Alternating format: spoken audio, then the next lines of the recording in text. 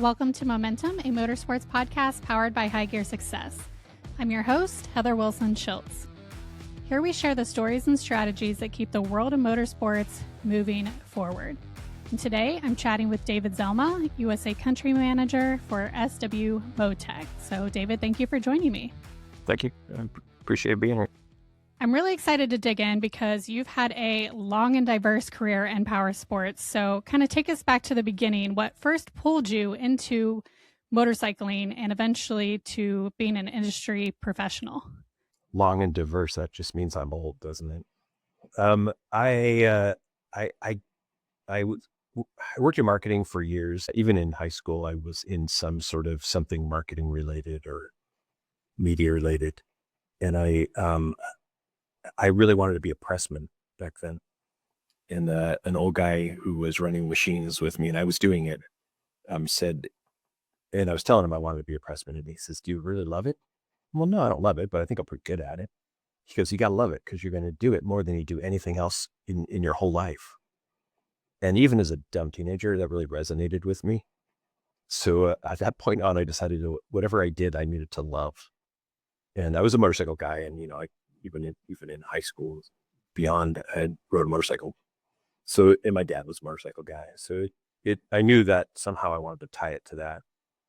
So, and I've been lucky enough to build an entire career and passion for motorcycles.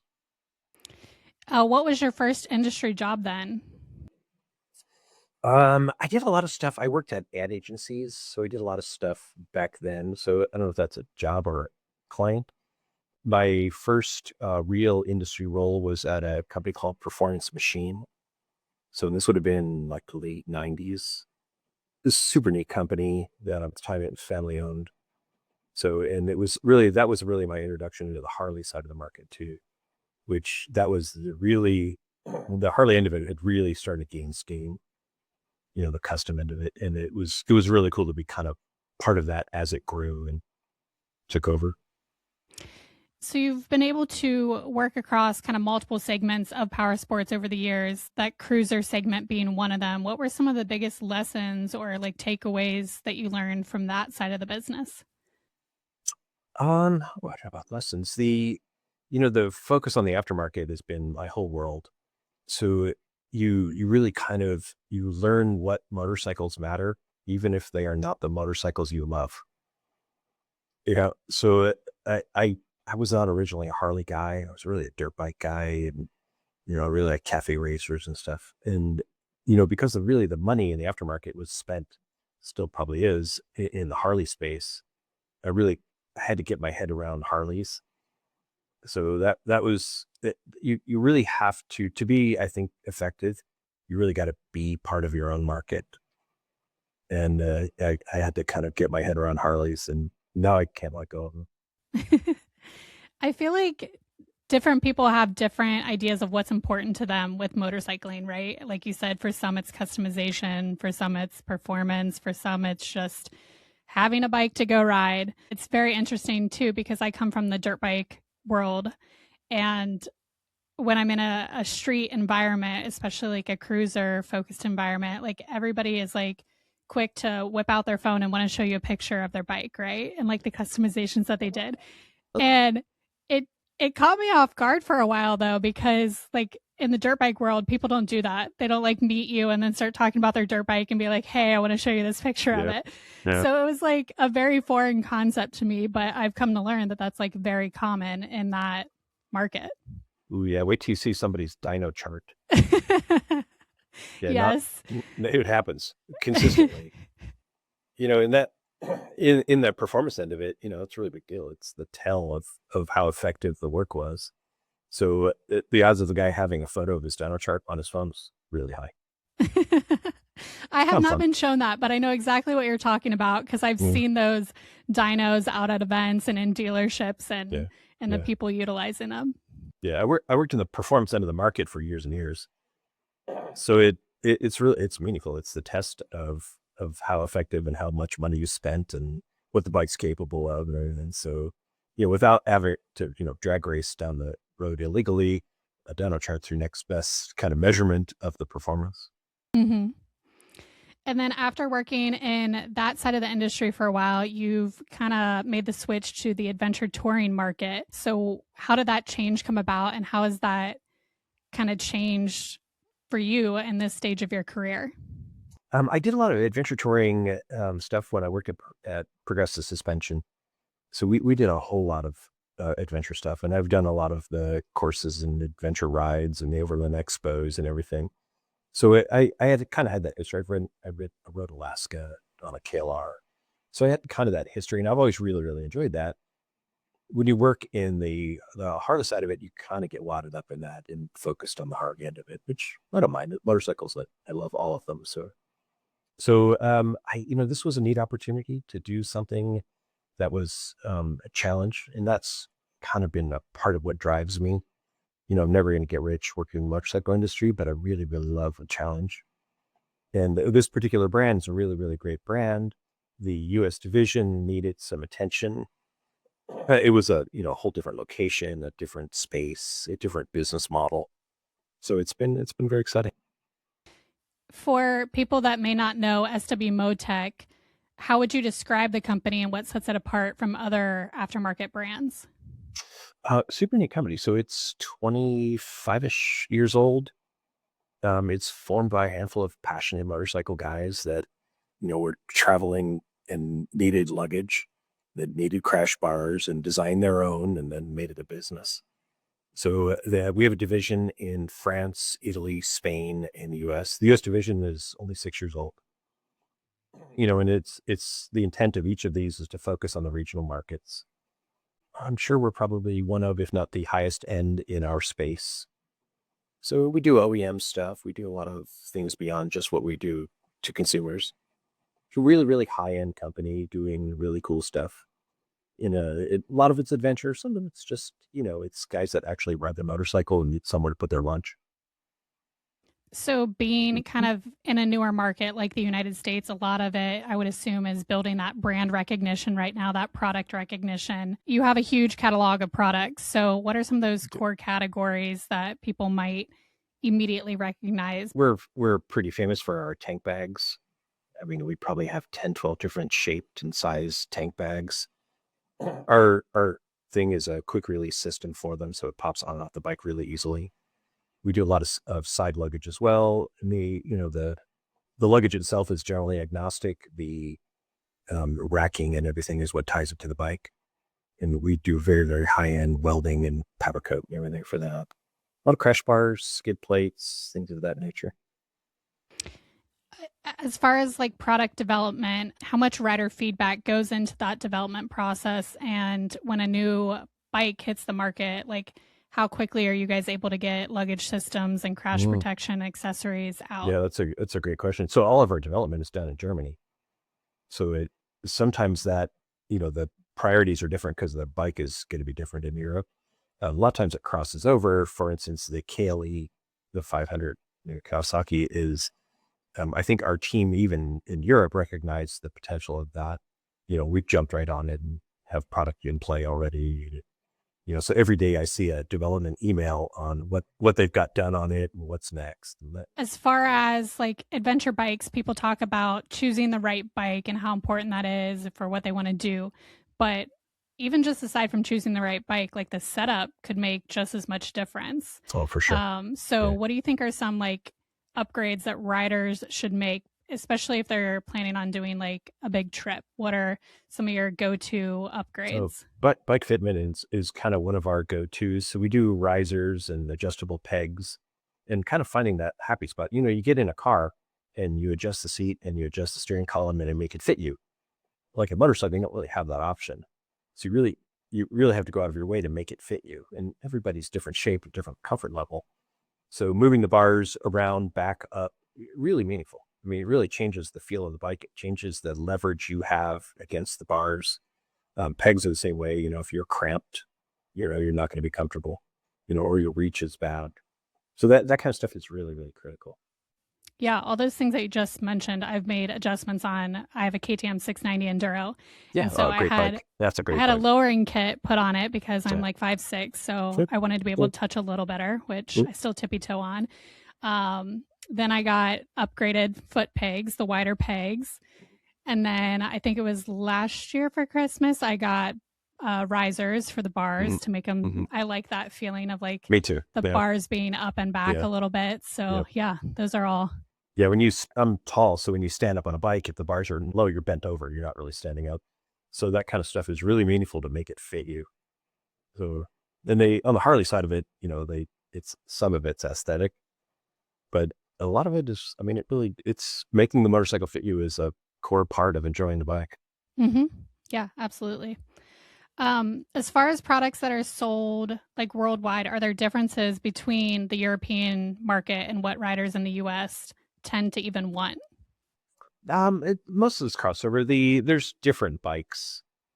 There's some bikes that just don't make it here or are not big sellers here, and vice versa.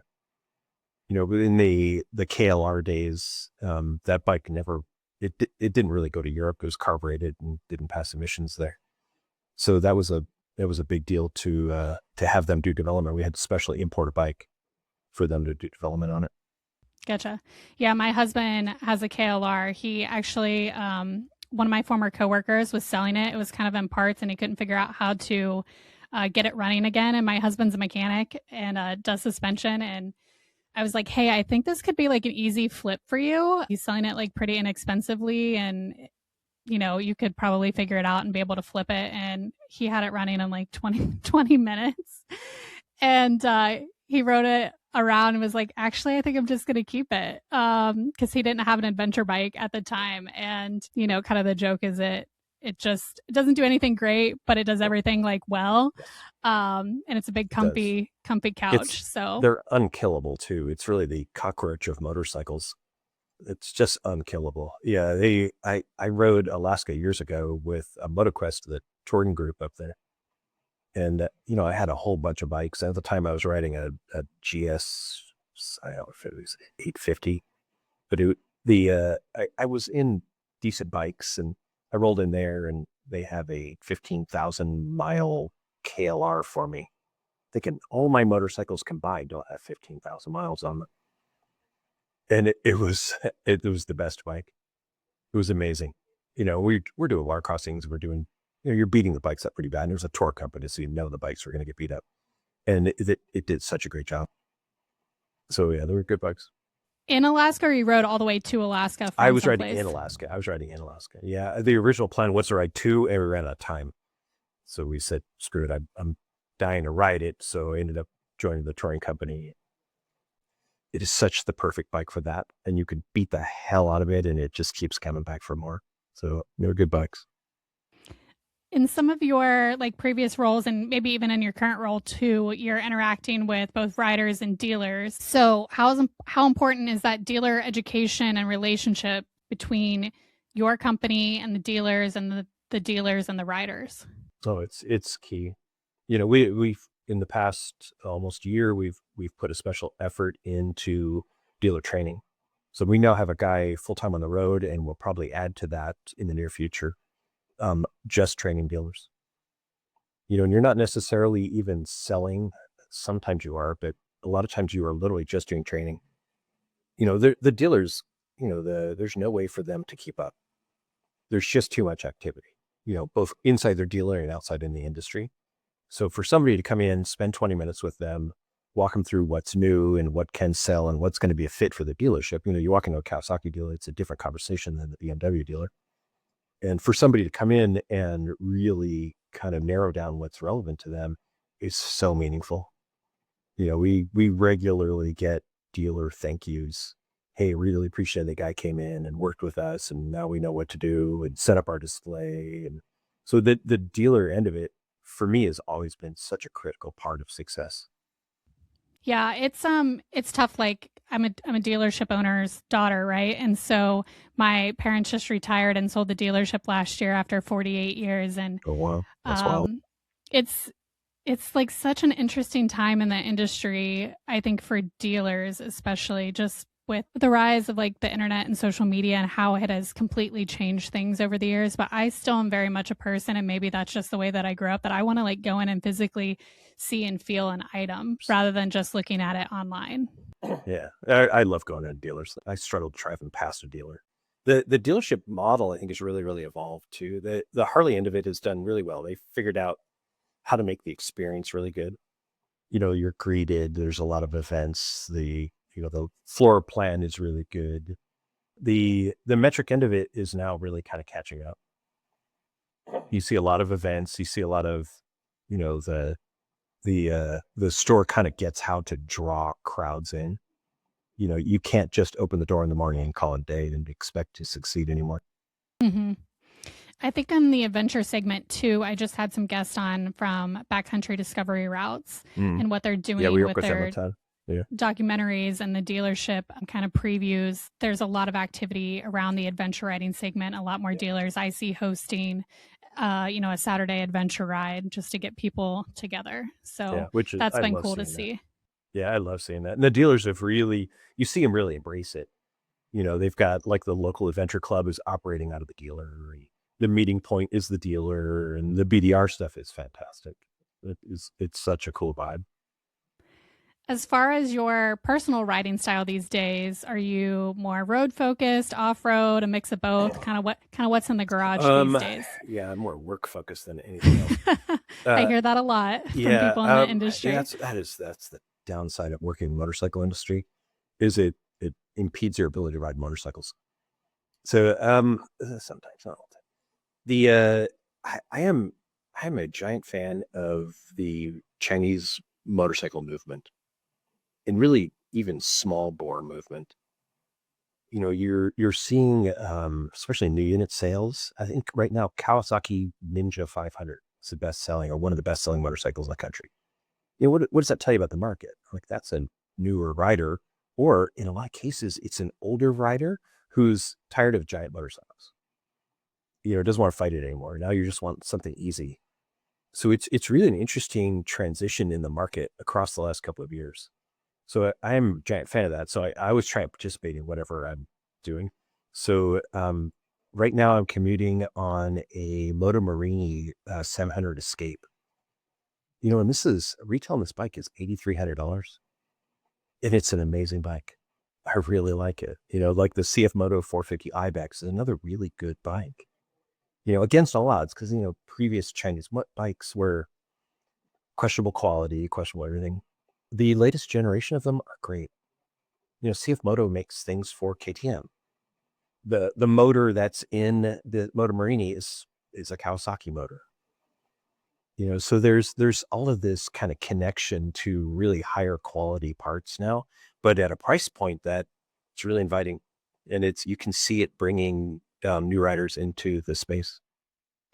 My 84-year-old grandpa actually just bought a CF Moto. Couldn't even tell you what model it is. I just saw it for the first time yesterday. It looks like a bobber. It's like the styling of it. Yeah. And his whole reason for getting it is he has ridden, adventure and street for decades and decades. But because he's getting older, he wanted something that he could more easily touch on and get his leg over. Yeah. And so that bike, he went and looked at a bunch of different ones. And I was actually really shocked that that's what he landed with. But he's loving it. And I think he got it like 2 weeks ago and already has a couple thousand miles on it. Yeah. So the price point is really good. The quality is really good. There's plenty of aftermarket support. So it's like I am sure it's a lot like what it was when Honda and Yamaha came into the US in the 60s. And at the time, everyone went, I don't know, and then you realize that what a, great bike at a great price point. And it kind of creates a whole new segment. Mm-hmm. And I think price is going to be a huge factor for the industry going forward, especially bringing in younger riders because it's a thing. It's really a thing for a younger rider in particular. It's a thing for an older rider that's transitioning into a smaller bike because it's my third or fourth bike. It's hard to spend a whole ton of money on. So it's a really good fit at a good time. Like the Grom is still one of the better selling motorcycles in the US. And if you ever spent some time on a Grom, it's like you can't wipe the smile off your face. They are fun. We use them in some of the training classes that I teach out on a Honda campus. They're a great time. Yeah, they're so much fun, and they're taller than you would think, though. Like the seat height, people think like, oh, little motorcycle, but it actually has a pretty tall Mhm. seat height. Yeah, my Grom has a higher seat height than one of my Sportsters. So yeah, and they're a really crazy good time. Like it's hard not to smile. So what's really fun, so I watch the market. I watch the market really, really close, and what trends we're seeing. E-bike gangs is my new favorite thing. I have so many thoughts on e-bikes that would be like So a 3-hour yeah, conversation. well, So yeah, anyway, the motorcycles I think is a struggle, because there's something about this, the sound is part of the experience, but e-bike gangs is a whole different thing. So these are kids, these are little kids, and like, you know, probably junior high and high school, and there's whole gangs of e-bike gangs. The beauty of that's a future motorcyclist, so like the e-bike gangs get bad rap, and they're all over the place, and they're running into people and causing problems and stunting in parking lots. And, I get it. That is potentially dangerous. But I watch that space and you go, everyone, those guys, future motorcyclists, because once you get kind of hooked on two wheels, you don't just turn it off and go, well, I guess I'm a car guy now. You're kind of a motorcycle person forever, so I love seeing that. And you get into especially an more urban environment, and there'll be, 5, 10 of these dudes all riding together, and they're terrorizing the sidewalk and kicking over trash cans. And, but like every one of you guys is a future motorcyclist. I love that. So, well, and even like predating that, going back to like the Stasic and then or yeah, actually the Strider, then the Striders, yep. Stasic, being able to give them that throttle experience at Yeah. such a young age. It's Like so cool, right? now you've just Yeah. accelerated that as Oh, well. absolutely. And the kids are really sensitive to noise. When my youngest first started riding, he was 3.5. And for a long time, he just wanted to sit on the bike. He cried. He just wanted to sit on it. Like the noise kind of spooked him until he kind of made friends with it. I think if I had had a Stasic or something like that at that time, he'd been fine. So I think that's a great transition into two wheels.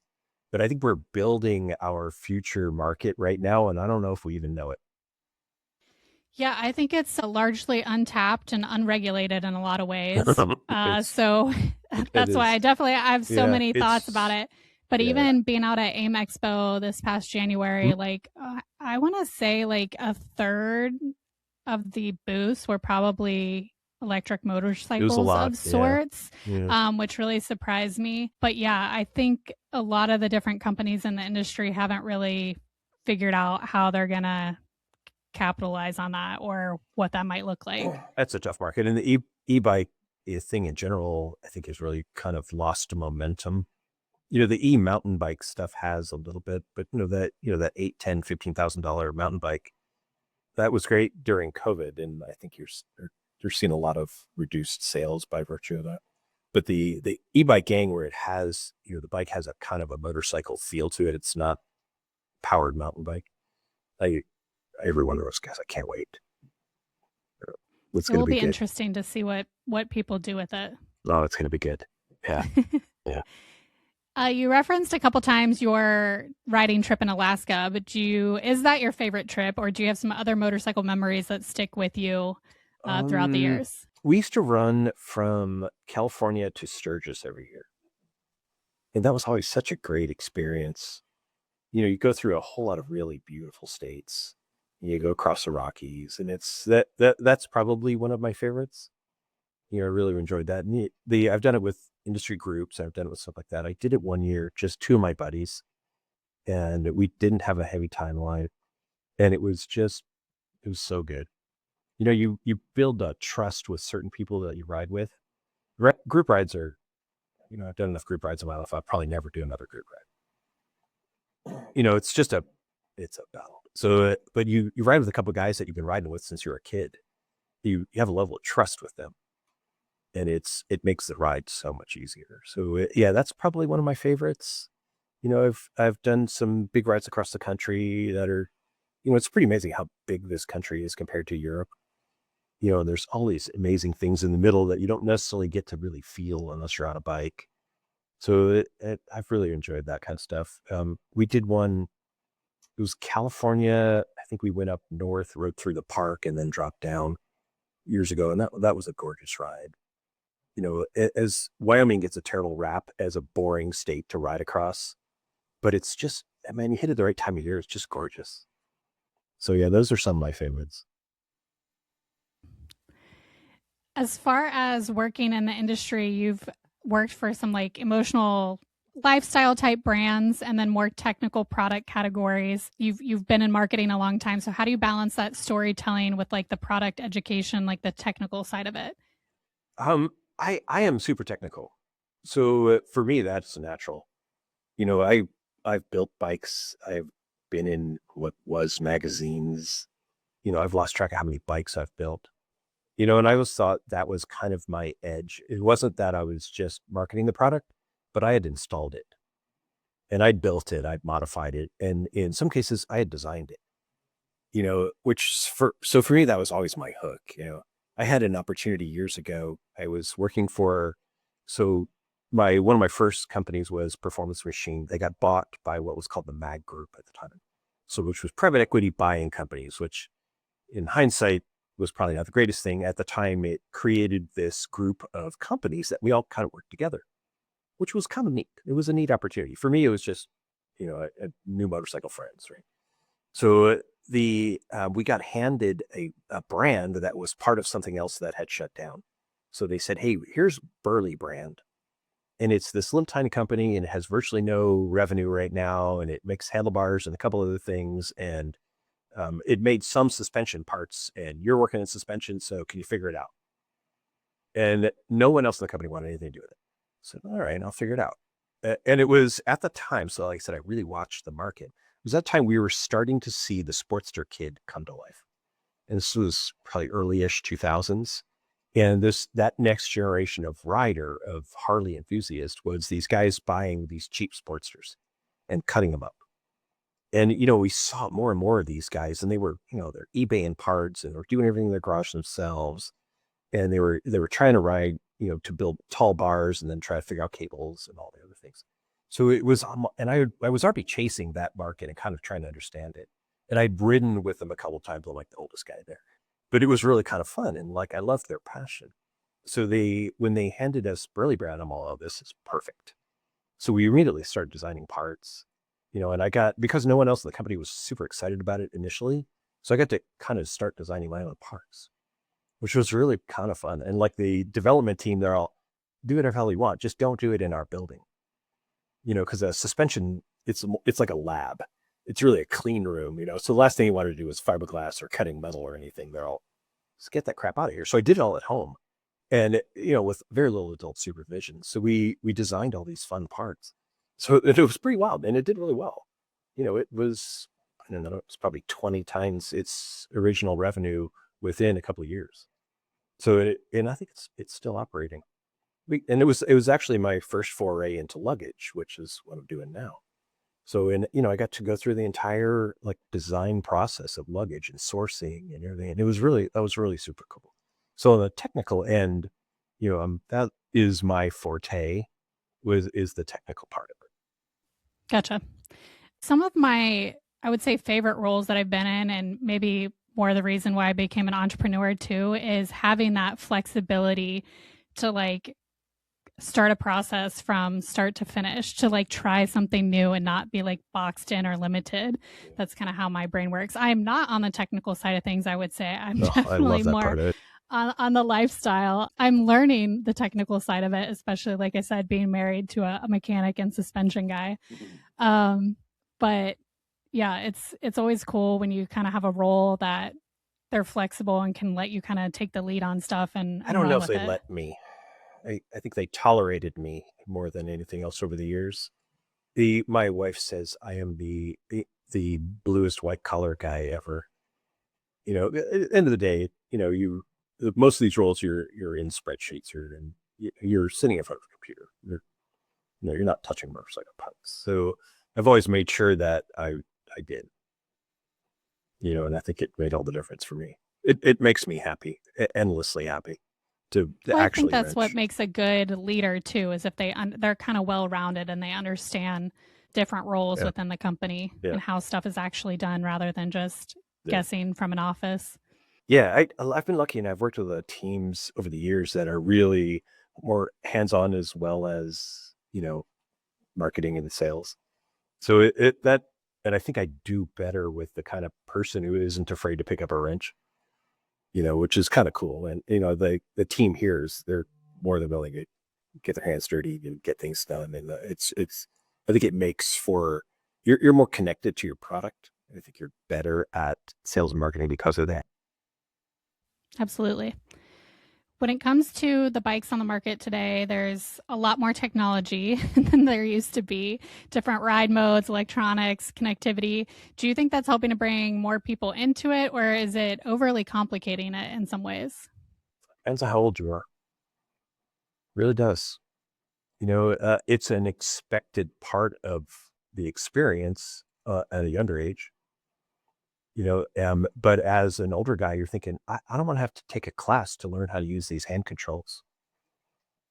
Like the Pan America is an incredible motorcycle, but the amount of buttons it has on the hand controls is daunting. Like, here, I'm going to be playing in the dirt in this thing. I don't have time to learn how to push buttons and try and manage not, flipping it over. So it really depends on kind of the use case and your age. I don't know if you're following what Harley's doing right now. They are bringing back the air-cooled Sportster, that is an unheard of move for a brand to bring back a bike they killed. But the beauty of that bike is the simplicity.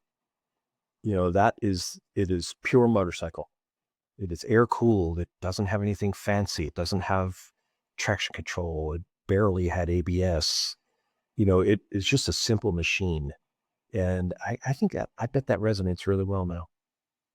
And I don't know what the price point will be on that, but I think like you said, the technology can be great in some aspects depending on who you are. But I also feel like it's maybe driven the price up of machines as well. Yeah. For sure. Yeah, for sure.